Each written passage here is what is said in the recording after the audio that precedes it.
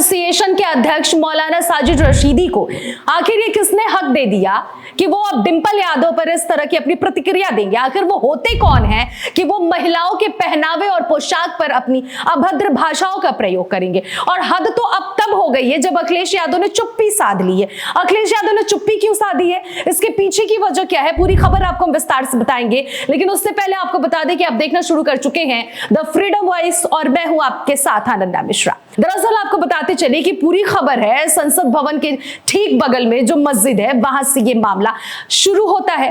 अखिलेश यादव अपने सभी सांसदों के साथ उस मस्जिद में जाकर बीते कुछ दिनों पहले बैठते हैं जहां पर मानसून सत्र की शुरुआत हुई है। ऐसे में वो मस्जिद में जाकर थोड़ी देर के लिए सभी सांसदों के साथ बैठकर बातचीत करते हैं, जिसको लेकर पक्ष और विपक्ष दोनों में ही अनबन देखने को मिला। सत्ताधारी सरकार की तरफ से यह भी कहा गया कि संविधान की धज्जियां उड़ाई जा रही है और यहां तक कि मौलाना जो है धर्म गुरु हैं, कई ऐसे हैं जिनकी प्रतिक्रियाएं सामने आई कि मस्जिद कोई राजनीतिक जगह नहीं है जहां पर बैठकर बातचीत की जाए। सबने अपनी अपनी प्रतिक्रिया दी, अखिलेश यादव ने भी पलटवार किया। लेकिन इन सब के बीच में मौलाना साजिद रशीद अब जाकर अपनी बातें कह रहे हैं। मौलाना साजिद रशीद का कहना है कि डिंपल यादव जिस तरह से मस्जिद में जाकर बैठी हैं वो बहुत ही गलत तरीका है। उनके पोशाक, उनके आचरण को लेकर अपनी वो बातें कह रहे हैं। एक डिबेट शो में आपत्तिजनक भाषाओं का प्रयोग करते हैं। वही इकरा हसन से उनकी तुलना करते हैं कि इकरा हसन दूसरी जो महिला वहां पे बैठी हुई है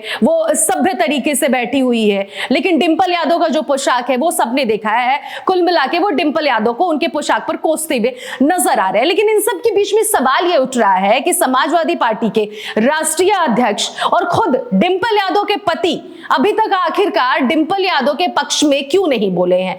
क्या है ये वजह, ये भी आपको हम बताते चले कि 2027 का विधानसभा चुनाव सिर पर है और ऐसे में सभी समुदाय का वोट बैंक हासिल करने के लिए सभी पार्टियां राजनीतिकरण कर रही हैं।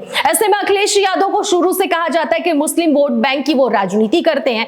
तो ऐसे में जब वो मुस्लिम समुदाय या मुस्लिम धर्मगुरु को अगर पलटवार करते तो शायद मुस्लिम समुदाय की तरफ से जो वोट बैंक समाजवादी पार्टी के खाते में पड़ने वाले हैं उसकी संख्या कम हो सकती है, उसकी प्रतिशत जो है वो घट सकती है।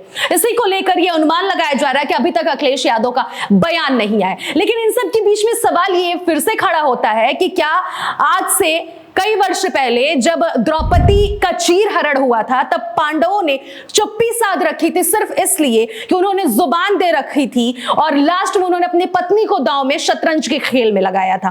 क्या एक बार फिर से वही इतिहास देखने को मिल रहा है उत्तर प्रदेश में कि अखिलेश यादव अपनी पत्नी पर आखिरकार चुप्पी क्यों साधे हुए, सिर्फ और सिर्फ राजनीतिकरण के लिए? ये कितना सही है, इसकी प्रतिक्रिया आप कमेंट बॉक्स में दीजिएगा। फिलहाल इस खबर में इतना ही, बाकी खबरों के लिए बने रहिए द फ्रीडम वॉइस के साथ।